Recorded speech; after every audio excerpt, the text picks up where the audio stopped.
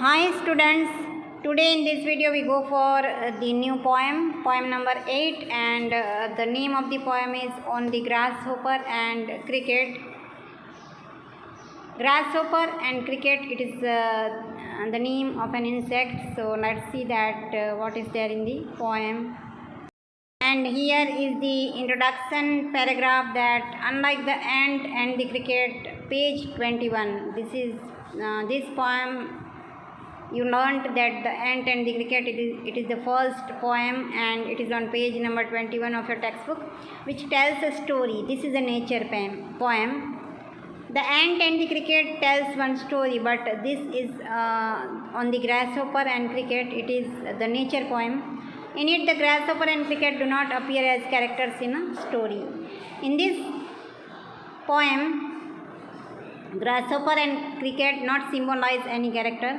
Rather, they act as symbols, each suggesting something else. Read the poem and notice how the poetry of earth keeps on through summer and winter in a never-ending song. Who sings the song?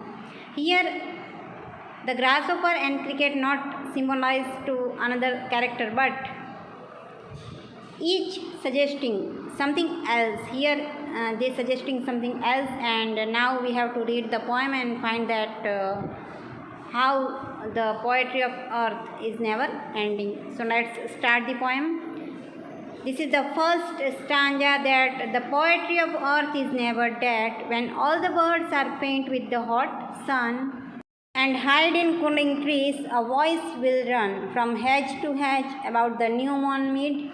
That is the grasshopper's, he takes the lead. In summer luxury he has never done with his delights, for when tired out with fun, he rests at ease beneath some pleasant weed. So this is the first stanza. In this stanza, the poet says, the poet says, the poetry of earth is never dead. When all the birds are faint with the hot sun, means when all the birds feel sad with the hot sun and they take shelter in the cool trees and hide in cooling trees.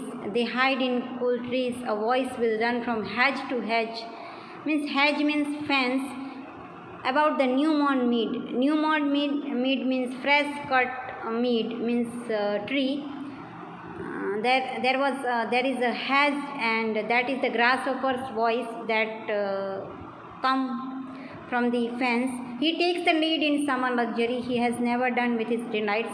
The grasshopper takes the lead, means the grasshopper takes joy in summer luxury, and he has never done with his. He never compromised with his luxury, means with his relax, with his comfort. He has. For when tired out with fun, he rests at ease beneath some pleasant weed. When he tired from singing, then he rests at ease, means very relaxed. At beneath means under some pleasant weed. Weed means some wide plants. So here in this stanza, the poet says that the poetry of earth is continue. It is never dead. When all the birds are silent, then one voice they can heard, and that voice is of grasshopper, who moves around fence to fence, and when he tired from singing, then he takes shelter under the pleasant weed, means wide plant. So this is the first stanza. And now we will go for the second stanza of the poem. It is very small poem, only 2 stanzas are there. And here is the second stanza of the poem. The poetry of earth is ceasing never, means the music of earth is never stopped. On a lone winter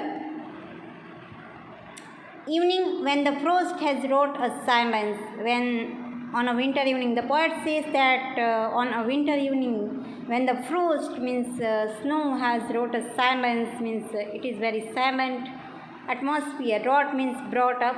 From the stone there thrills the cricket's song. Now, when there was a silence in nature, then what happened? That from the stone there was a cricket. Cricket is the name of an insect which is like a grasshopper, and The cricket lies under the stone and thrills. The cricket's song means the cricket makes loud noise with its song in warmth increasing ever. And warmth means heat, and the song of cricket increase heat means warmth, and seems to one in drowsiness half knows the grasshoppers among some grassy hills. And seems to one means people who feeling sleepy, the grasshoppers among some grassy hills, and they can hear the noise of grasshopper among the grassy hills. So they can when people feel sleepy, then they can hear that in some grassy hills there was a sound of grasshopper. So here the poet tries to say that the poetry of earth means the music of earth is never stopped. When everywhere was silence, then some noises and some sounds we can hear continuously, and these are the sounds of some insects like grasshopper and cricket. So the poetry of earth is continuous to